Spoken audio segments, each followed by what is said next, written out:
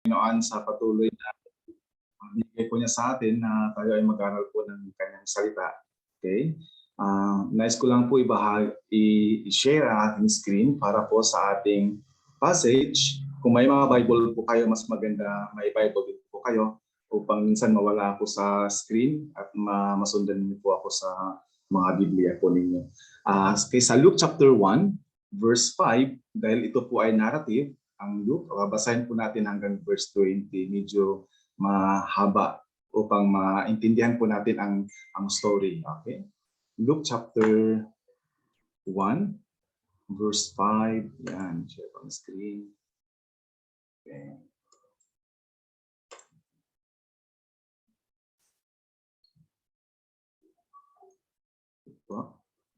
Luke chapter 1, basahin po natin ang verse 5 hanggang verse 20 upang maintindihan po natin ang context ng passage.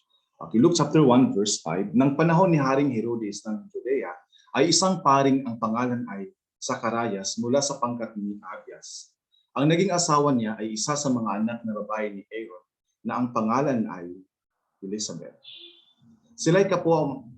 Sila'y kapwa matuwid sa harapan ng Diyos at nabubuhay na walang kapintasan ayon sa lahat ng mga utos at alituntunin ng Panginoon. Subalit wala silang anak, sapagkat baog si Elizabeth at sila'y kapwa matanda na. Samantalang naglilingkod siya sa Diyos bilang pari at ang kanyang pangkat ang nanunungkulan. Verse 9, ayon sa kaugalian ng mga pari, napili siya sa pamamagitan ng palabunutan na pumasok sa templo ng Panginoon at magsunog ng insinso. Verse 10, at sa oras ng paghahandog ng insinso, ang napakaraming tao ay nananalangin sa labas, sapagkat sa kanya ang isang anghel ng Panginoon na nakatayo sa gawing kanan ng dambana ng insinso. Nang makita niya ang anghel, nasidlak at natakot si Zacarias. Subalit sinabi sa kanya ng anghel, huwag kang matakot, Zacarias, sapagkat pinakinggan ang panalangin mo at ang asawa mong si Elizabeth ay magsisilang sa iyo ng isang anak na lalaki at tatawagin mo siya sa pangalan ng Juan. Ikaw ay magkaroon ng kaligayahan at kagalakan at marami ang matutuwa sa kanyang pagsilang. Sapagkat siya ay magiging dakila sa harapan ng Panginoon at hindi siya iinom ng alak o matapang na inumin. Siya ay mapupuno ng Espiritu Santo mula sa sinapupunan ng kanyang ina. Marami sa mga anak ni Israel ang panunumbalikin niya sa Panginoon nilang Diyos.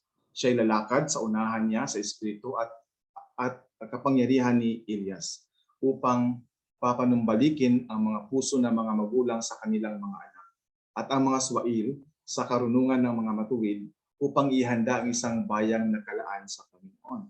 Verse 18, sinabi ni Zacarias sa anghel, paano po malalamang ngayon gayon nga? Sapagkat ako ay matanda na at ang aking asawa ay puspos ng mga araw. At sinagot siya ng anghel, ako si Gabriel, na tumatayo sa harapan ng Diyos. Ako'y sinugo upang makipag-usap at ipahayag sa iyo itong magandang balita.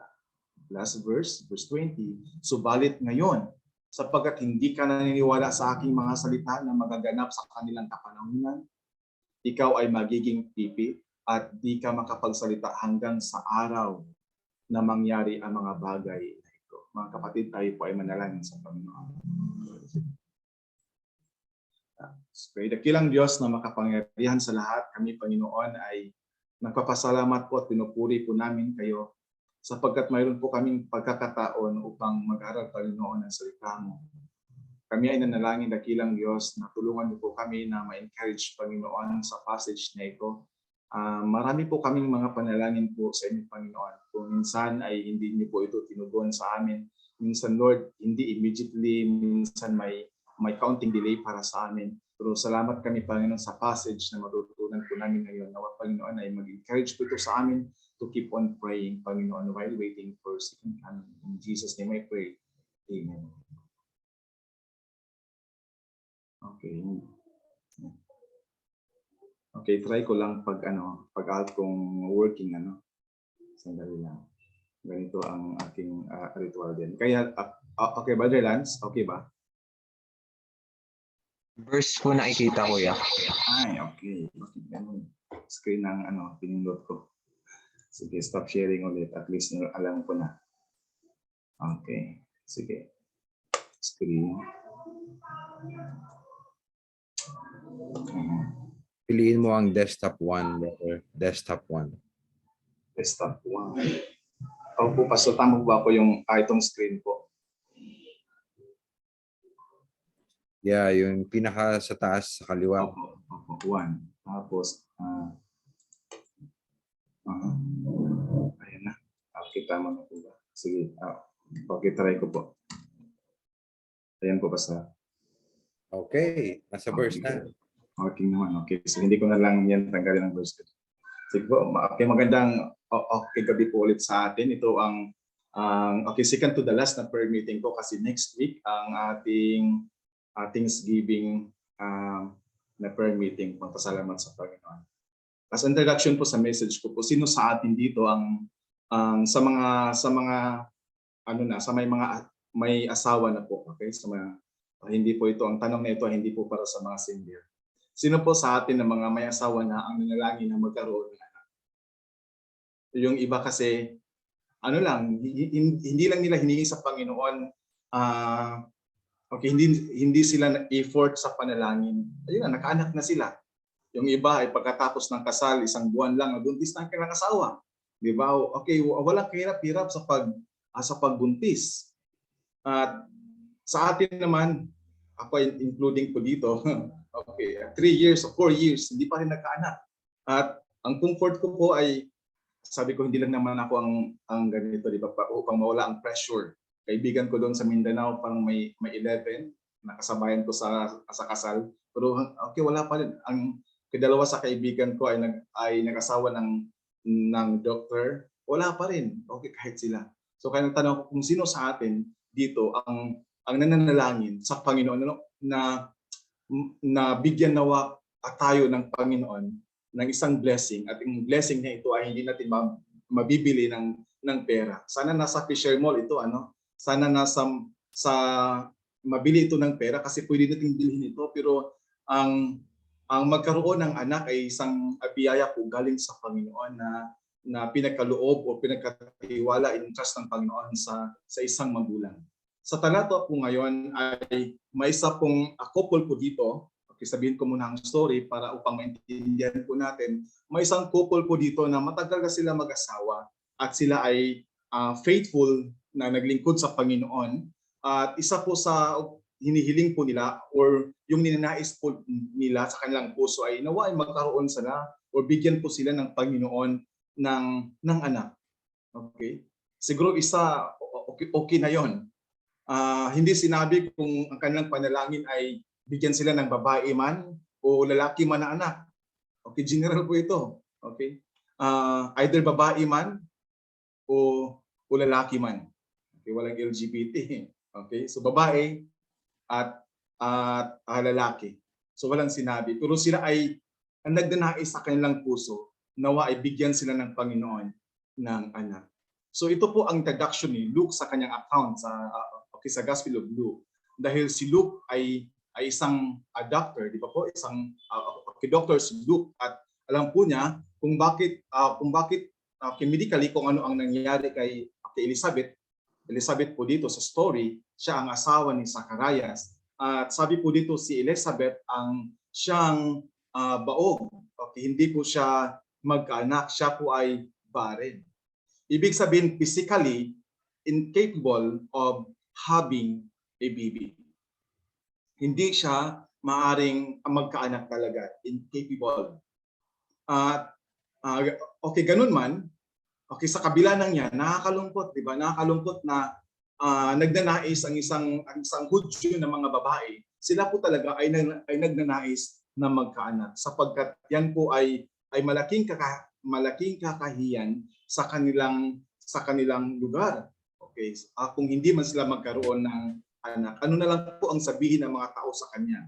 Okay, siya ay nalulungkot. Ang mag-asawang ito ay nalulungkot hanggat sila ay tumanda. sila ay tumandang tapat sa Panginoon, pero still sila pa rin ay nanalangin sa Panginoon, pero wala pa rin. Okay? Wala pa rin. Naranasan ba natin yan? Yung mga walang anak. Okay? Yung hindi pa nabuntis ang ating asawa, tapos next month parang may delayed na kundi. Akala mo yun na. Naranasan ba natin yan?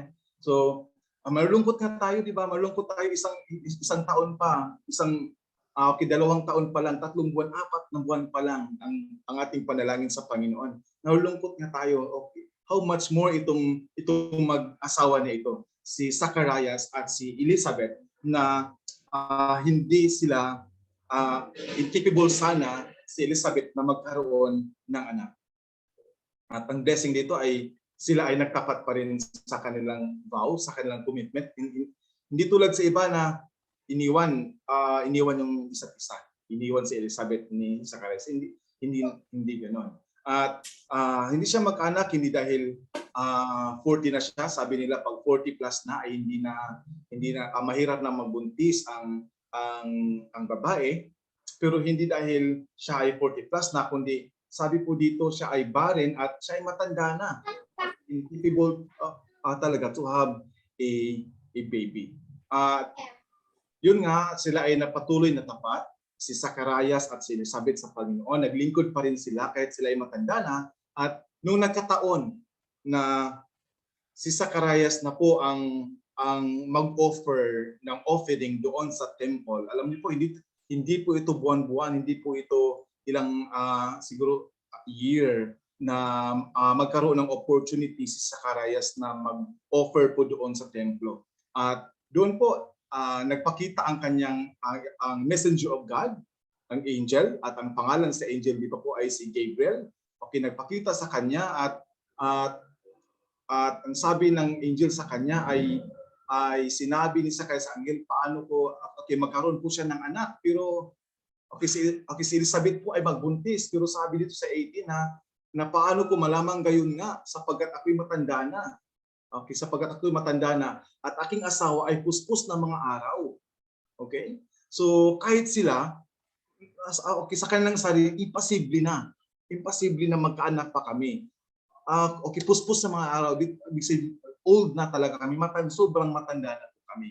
At talagang hanggang sa verse 20, hindi pa rin naniniwala sila na magkaanak sila. Kaya sabi dito sa verse 20, ang consequence po sa kanyang unbelief, okay, siya ay naging baby, hindi siya makapagsalita hanggang sa araw na mangyari ang mga bagay na ito, hanggat sa natupad yon na nagbuntis po si Zacharias. So gusto ko pong i-share ang ating pong theme po ngayon. Okay, ngayon pong gabi, ang ating theme ay ito po. Ang bawat mag-asawa ay dapat mamuhay ng makadiyos at manatiling manalangin. Kahit minsan delayed ang sagot ng Diyos sa ating mga panalangin. Okay, actually nilagay ko po dito delayed, kahit na minsan sa atin, human na perspective natin, delayed ang sagot ng Panginoon sa atin . Pero sa Panginoon, yun ang perfect time. Yun ang perfect time ang sagot ng Panginoon sa ating panalangin. Pero nilagay ko lang po dito delayed. Kasi yun minsan ang mararamdaman natin na parang delayed ang sagot ng Panginoon sa ating panalangin. So every couple should live godly and consistently pray even if God's answer to our prayers is delayed. Okay? Patuloy kang manalangin. Patuloy kang mamuhay na matuwid sa Diyos. Okay? Maglingkod ka patuloy. Okay, consistently pray. Kahit na minsan ay hindi pa tinugon ng Panginoon ang iyong panalangin. Ano po ba ang iyong panalangin niyo? Huwag kang ma-discourage. Okay, huwag kang ma-discourage. Patuloy ka lang manalangin at enjoy lang natin ang paglingkod sa Panginoon. Okay? At pangako namang ang Panginoon sa atin kapag maglingkod tayo sa Kanya, ang mga ninanais ng ating mga puso ay pagkaloob po niya sa tamang panahon.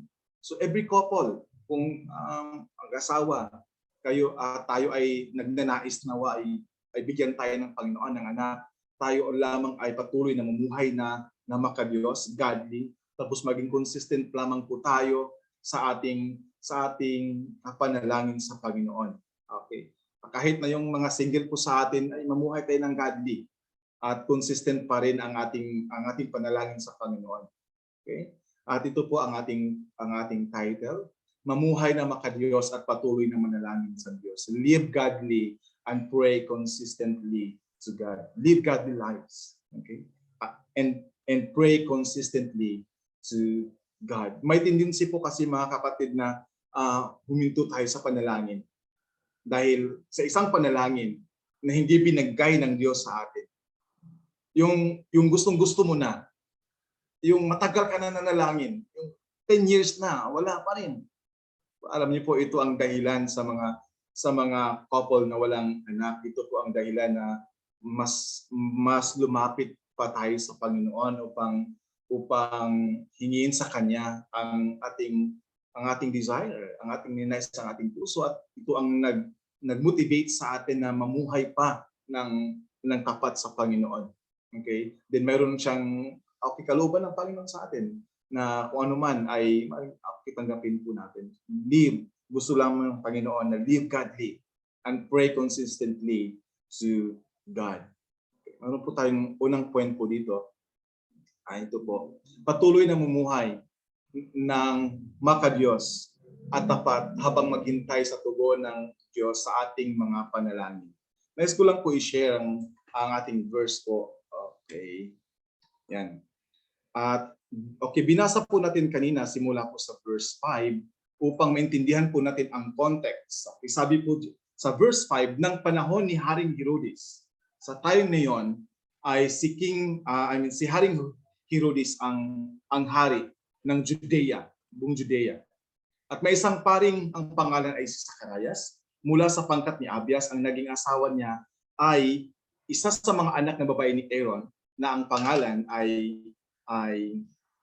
Elizabeth. So Elizabeth ay daughter of priest. Okay, daughter of priest. At sila na mag-asawa sa panahon na yon, sila ay naglingkod sa Panginoon na ang king ay si King Herodes. At alam niyo po sa time ni King Herodes, alam po natin kung sino si King Herodes. Okay, Herod the Great. He was a wicked man. Wicked talaga. Sabi po alam po natin sa Matthew chapter 2 verse 16 na si King Herod ordered all babies to be executed. Okay, dahil gusto niya na mapatay o mamatay ang Mesias, si Jesus. Okay? Si King Herodes ay wicked man, at sabi po ng mga nag-aral po sa history, pinatay po niya ang kanyang mother-in-law. Okay, pinatay po niya ang kanyang pinatay po niya ang kanyang brother-in-law, ang kanyang wife sa kanyang uncle, at mismo ang kanyang wife. Okay, pinatay po niya. So, wicked talaga. Very wicked itong si King Herod. Pero ganun pa man, sa environment, historical and political environment, kung saan sila kung saan sila nakatira si Elizabeth at si Zacarias, ay namuhay pa rin sila na godly. Di ba? Sa Panginoon. May tendency na dahil ang leader ay wicked, may tendency na sila ay mag-conform sa wickedness at hindi mamuhay ng godly. Okay? Pero sabi po sa ating passage dito sa verse 6, sila'y kapwa matuwid sa harapan ng Diyos at nabubuhay na walang kapintasan ayon sa lahat ng mga utos at alintuntunin ng Panginoon. Okay, sa kabila ng wicked na environment po nila, historical and political environment ay hindi po maganda. Sila ay tapat, namuhay po sila talaga ng godly sa harapan ng Panginoon. Okay. Kaya ang ating first point po dito, ito po, patuloy na mamuhay ng makadiyos at tapat habang naghihintay sa tugon ng Diyos sa ating mga panalangin. Mamuhay lang tayo, continue to live godly and faithfully while waiting for God's answer to our prayers. Hindi po to excuse sa atin na dahil ganito ang background namin, ganito ang environment na doon ako nabuhay, at maaaring ganito na lang ang aking pamumuhay. Okay, hindi po ganon. Dapat piliin po natin na mamuhay po tayo ng godly tulad sa couple, si Zacharias at saka si Elizabeth. Sila ay patuloy na namuhay na makadiyos at tapat habang naghihintay. Sabi po dito, both of them, okay? Both were righteous in God's sight and both were blameless in obeying God's word. Ang word na righteous, ang word na blameless, hindi ibig sabihin na sila talaga ay hindi na nakasala or sinless na sila, perfect na sila sa kanilang pamuhay. Hindi po, kundi sila ay nagsikap na maging maayos ang kanilang relasyon sa Panginoon. Sa Word of God, kung ano man ang inutos ng salita ng Diyos, ay ginawa po nila, sinunod po nila yon. So nagsikap po talaga. Kaya hindi lang in the sight of men, hindi lang in the sight of men, tulad sa mga scribes and mga Pharisees po, ay mga hypocrite po sila. Sila ay, sabi nila, sila ay righteous. But si Elizabeth were truly, si Elizabeth at saka si Zacharias were truly godly couple. Okay? Godly couple talaga sila. Both were righteous in God's sight. Both were blameless in obeying God's word. So walang constant na rebellion against God and His word na makita sa kanilang buhay. Okay? So tapat sila. Oras na, 7:19. So kunti na lang ang oras ko. Okay. Ang ating subpoint pala dito ay ito po. Their childlessness was certainly not due to some punishment for sin. Yan po ang ating unang subpoint na i-remind po natin ating mga sarili na ang tingin, minsan kasi ang tingin ng mga tao sa walang mga anak ay ganito. Dahil yan, punishment yan ng Panginoon sa kanyang buhay. Okay, punishment po yan. Actually, ganun naman talaga ang tingin. Kahit na sa Old Testament, sa Old Testament times, yan po ang pagkawalang anak ay punishment po talaga yan ng Panginoon. Kahit sa Leviticus 20, verse 20, verse 20 to 21. Okay. May time pa tayo basahin natin ito. Okay, sorry. Nawala ako. Okay. Sorry. Okay, verse 20. Okay, Leviticus 20 po. Basahin po natin. Okay. Oops.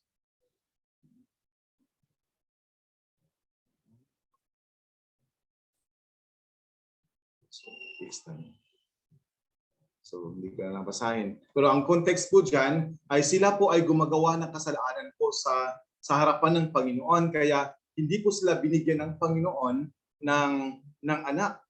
Okay, hindi po sila binigyan dahil sila ay hindi po namuhay ng tapat sa Diyos. Kaya talaga, naging punishment ito. Ang hindi tayo bigyan ng Panginoon ng anak ay isa itong punishment sa mga taong hindi po namuhay na tapat or godly sa harapan ng Panginoon. Okay? So punishment talaga ito. Pero si Elizabeth at saka si Zacharias sa kwento, sila po talaga ay tapat sa Panginoon. Tapat po sila sa Panginoon. At ito ay hindi punishment, kundi ito ay may gusto lang ang Panginoon na siguro sa kanilang buhay, marahil baguhin or improve or mag-wait sila patiently sa kalooban ng Panginoon kung kailan at sila ay patuloy na magtiwala sa Panginoon. Okay, sila ay patuloy. Marahil yan ang tinuturo ng Panginoon sa kanila. At next po, ang being barren was considered to be a lack of God's blessing dahil po sa Genesis, malayo na pa natin si Luke. Okay, sa Genesis chapter 1 verse 28 ay sabi po ng Panginoon dyan ay magpakarami kayo, may blessing po ang Panginoon sa kanila. Sabi po dito, ito ng Genesis 1:28, sila ay binasbasan ng Diyos at sa kanila sinabi ng Diyos, kayo'y magkaroon ng mga anak at magpakarami, punuin ninyo ang lupa at supilin ninyo ito, magkaroon kayo ng pamamahala sa mga isda sa dagat, sa mga ibon sa ipapawid at sa bawat bagay na may buhay na gumagalaw sa ibabaw ng lupa. So nakita po natin ang blessing sa Panginoon sa kanila. Okay. may blessing po ang Panginoon na sila ay magpakarami. At sabi sa Psalm 127, verse 3, Psalm 28, 4 to 6, walang time, di ba basahin po natin sana ito. Pero ang passage na ito ay nagsabi po sa atin na blessing po ang isang family, blessing po na magkaroon ng anak. Okay? Okay, iyan po ay pagpapala ang magkaroon po ng anak. Pero dito po ay being barren sa time po nila was considered to be lack of God's blessing. Kaya nalulungkot sila. May mga tao nag-pressure sa kanila.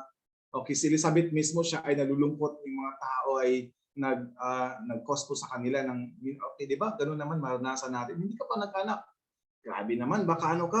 Ano yan? Uy, kailan pa? Di ba nakaka-pressure kaya? Okay, so pressure kaya yung ganun. So, at nalulungkot sila. Okay, nalulungkot sila. At ito yon ng ating their childlessness was certainly not due to some punishment for sin. Next po, living a godly life does not mean you always get everything you want in life. Okay? Dapat maintindihan po natin ito. Kaya wala na itong Tagalog na translation. Hindi ko na alam. Na ibig sabihin na hindi ibig sabihin, okay, masyadong na-email. Please close the door. Close the door. Okay. Hindi ibig sabihin na ikaw ay namuhay na godly. Okay, tapat sa Panginoon. It does not mean you always get everything you want in life. Okay, sorry po. Try ko po mag-headset. May gumagawa kasi. So, tapos ko naman ako. Okay. Yeah. Living a godly life does not mean you always get everything you want in life. Hindi po ito ibig sabihin na matapat ako sa Panginoon. Sigurado, bigyan ako ng Panginoon ito. Okay, naglingkod ako sa Panginoon, bigay ako sa tithes, lagi ako nag-church. Sigurado ang answer ng Panginoon sa aking prayers. Hindi po ganon. Okay? Living a godly life does not mean you always get everything you want in life. Okay? There are times sa mga godly couple na sabihin ng Panginoon sa atin, no. Okay? Ang answer ng Panginoon is no. Okay, alam po natin na mag-yes ang Panginoon. Gusto ng Panginoon mag-wait sa atin. Pero how about pag sabihin ng Panginoon, no. Godly ka. Ikaw ay nagtapat. Ano ang magiging tugon mo sa Panginoon? Okay, ano magiging tugon? Ang ating application po dito, mga kapatid, ay godly couple, there are times that God answer no to prayers even though we live faithfully to God. So patuloy ka lang. Okay, patuloy ka lang talaga na manalangin sa Panginoon. At magtapat sa Kanya. Magtapat sa Kanya. I think next, may time pa ba? Okay, 5 minutes na lang. 5 minutes, hindi ko tapusin to. Okay, second point po, patuloy na maniniwala na nasasagutin ng Diyos ang ating mga panalangin sa sarili niyang timetable. Continue to believe that God answer our prayers in His own timetable. Okay, in His own timetable. That means according to His schedule, according to His timetable. Kung ang Diyos ang nakakaalam sa lahat dahil omnipotent ang Panginoon natin, alam ng Diyos ang kailan tayo bigyan. Okay, kailan tayo pagkalooban ng anak o sa hindi lang sa anak kundi kung mayroon kang pinapanalangin sa Panginoon.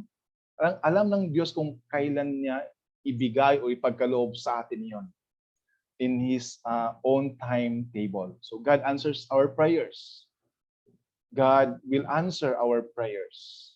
At kung hindi man ngayon, patuloy kang magtiwala sa Panginoon. Ang ating subpoint A, do not be discouraged to pray. Do not be discouraged to pray. Yan ang sabi sa atin dito sa Luke. Kabalikan po natin ang ating passage na marahil po ito si Zacharias as a priest. Naranasan po niyang ma-discourage. Okay? Ma-discourage. At sabi sa anghel sa kanya, subalit sinabi sa kanya ng anghel, huwag kang matakot sa Zacharias sapagkat pinakinggan ang panalangin mo at ang asawa mong si Elizabeth ay magsisilang sa iyo ng isang anak na lalaki at tatawagin mo siya sa pangalang Juan. So habang siya ay nagduwan po sa temple, nag-offer po ng sacrifices para sa Panginoon at ang mga tao sa palibot ay pinanalangin sa Panginoon din, nagpakita sa kanyang anghel at pinakinggan ng Panginoon ang kanyang daing, ang kanyang panalangin, ang kanyang ninanais ng kanyang puso. So, marahil ito si Zacarias ay may discouragement din po. Kaya minsan, pagdating sa verse 20 ay nahirapan po siyang magtiwala. Nahirapan po siyang naniniwala sa Panginoon. Okay, dahil marahil siya ay na-discouraged din minsan na hindi tinupad o hindi tinugon ng Panginoon ang kanyang panalangin. At mayroon po siyang, nabasa natin sa verse 20, na mayroon po siyang unbelief sa kanyang heart. So kaya ang ating point po, ay do not be discouraged at continue to believe that God would answer our prayers in His own timetable. At huwag kang manghihina. Huwag kang manghihina. At patuloy ka lang ang manalangin sa Panginoon. Trusting God when our prayers are ungranted. Nilagay ko dyan, trusting God when our prayers are sometimes ungranted. Hindi pa best time, hindi pa ngayon. Magtiwala ka lang na ibigayan ng Panginoon. Okay? At actually may po hindi natin tapusin. We have no time. So ano po ang pinapanalangin mo sa Panginoon? Okay. Magpatuloy kang manalangin. Hindi lang ngayon, kundi tulad ni Zacarias at ni Elizabeth hanggang sa kanilang pagtanda at sinagot ng Panginoon ang kanilang panalangin. So, don't lose hope. Hindi tayo mawalan nawa ng pag-asa. At kung ano man ang ating panalangin sa Panginoon, keep on believing and keep on praying sa Panginoon. Okay, let us pray.